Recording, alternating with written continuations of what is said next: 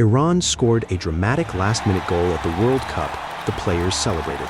The fans thought they had just witnessed a huge moment. But then VAR stepped in, and suddenly the goal was gone. So what actually happened? Was Iran robbed? Or was this one of those offside calls that looks wrong at first, but is actually correct?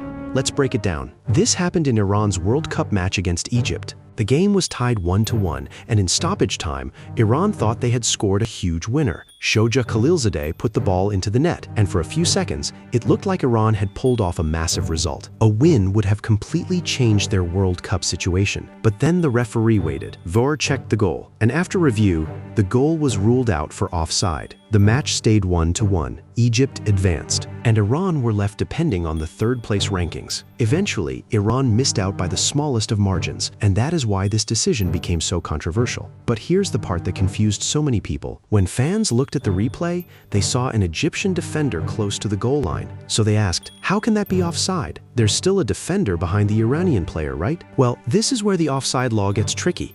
A lot of fans think a player is onside as long as there is one defender behind him.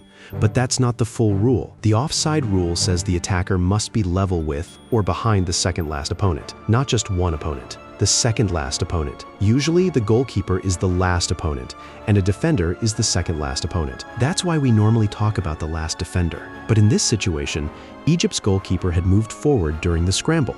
So the goalkeeper was no longer the last man near the goal. That changed everything. Now, the offside line was not based on the defender standing near the goal line. It was based on the second-last Egyptian player. And according to VAR, Khalilzadeh was slightly ahead of that second-last opponent when the ball was played. That tiny difference was enough.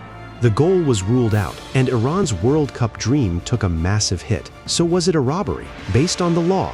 Probably not. The confusion happened because Egypt's goalkeeper had moved forward, which changed where the offside line was. That's why one defender near the goal line was not enough to keep the Iranian player onside. It was a painful call. It was a controversial call. But under the current offside law, it was most likely the correct call. And that is why this Iran offside controversy became one of the biggest talking points of the World Cup. Still scratching your head about offside? Check out this video. I've explained it so simply, you'll never get it wrong again.